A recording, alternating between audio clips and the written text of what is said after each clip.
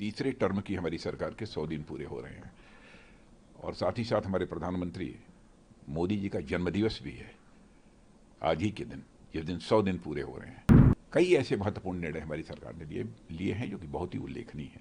जैसे 7 लाख रुपए से ऊपर की 7 लाख रुपए तक की जिनकी आमदनी है उनको इनकम टैक्स का एग्जम्पशन दिया है।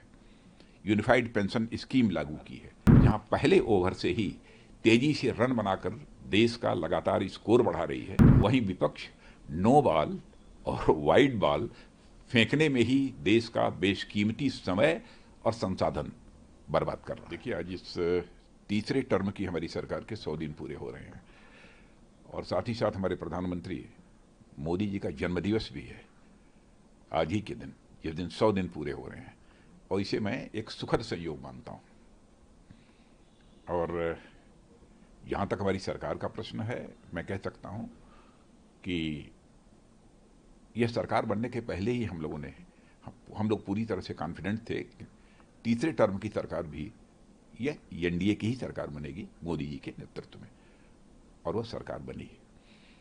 और उसी समय प्रधानमंत्री जी ने कैबिनेट की बैठक में कह दिया था कि नई सरकार बनने के बाद, यानी तीसरे टर्म की सरकार बनने के बाद प्रारंभ के 100 दिनों में हमें क्या क्या करना है, इस संबंध में सभी मंत्रालय अपनी योजना बना लें।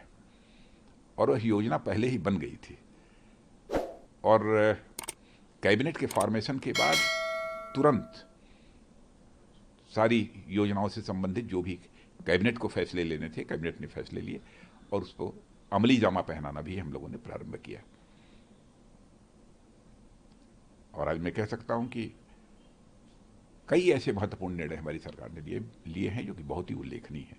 जैसे 7 लाख रुपए से ऊपर की 7 लाख रुपए तक की जिनकी आमदनी है उनको इनकम टैक्स का एग्जम्पशन दिया है। यूनिफाइड पेंशन स्कीम लागू की है।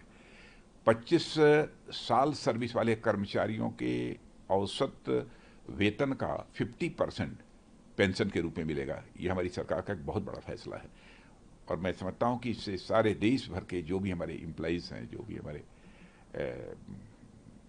विभिन्न सेवाओं में जो लगे हुए हैं लोग, उनको बहुत बड़ी इससे राहत मिलेगी। सरकारी सेवाओं में लगे लोगों को 1 रैंक 1 पेंशन का तीसरा संस्करण भी हम लोगों ने लागू किया है।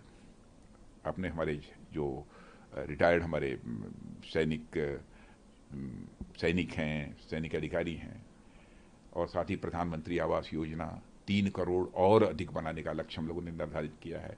1 करोड़ शहरी और 2 करोड़ ऐसे ग्रामीण। और जून से अगस्त के बीच 2.5 लाख से ज़्यादा घरों में हम लोगों ने सोलर एनर्जी सिस्टम को भी लगाने में कामयाबी हासिल की है 100 दिनों के अंदर ही। स्टार्टअप्स के लिए जो एंजल टैक्स होता था उसको हम लोगों ने समाप्त कर दिया। मुद्रा ऋण जो पहले 10 लाख रुपए तक मिलता था उसको बढ़ाकर हम लोगों ने 20 लाख रुपए भी कर दिया है। एमएसएमई जो छोटे व्यापारी हैं, बहुत ही छोटे व्यापारी, उनके लिए बिना गारंटी के ऋण की भी सुविधा मुहैया कराने का फैसला किया है। और केंद्र सरकार ने 15,000 से अधिक नई नियुक्तियों की भी घोषणा इसी 3 महीने के अंदर की है।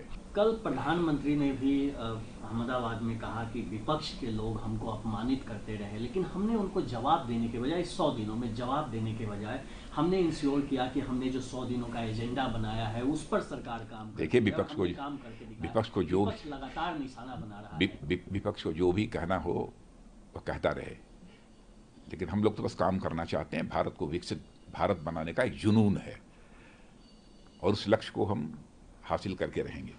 यदि मैं एनडीए सरकार के पहले 100 दिनों की क्रिकेट की शब्दावली में यदि मैं व्याख्या करूं, तो हमारी सरकार जहां पहले ओवर से ही तेजी से रन बनाकर देश का लगातार स्कोर बढ़ा रही है, वहीं विपक्ष नो बॉल और वाइड बॉल फेंकने में ही देश का बेशकीमती समय और संसाधन बर्बाद कर रहा है, यदि क्रिकेट की भाषा में मैं कहूँ तो। लेकिन मैं क्रिकेट के कहा हूँ कि लगातार विपक्ष खास करके राहुल गांधी कह रहे हैं कि ये जो सरकार है तीसरा टर्म माने ऑल आउट हो जाएगा पहले ही। अरे उनको कहने दीजिए।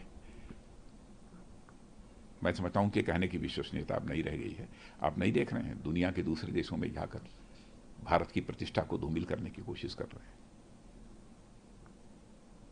मैं इसे एक विडंबना मानता हूँ।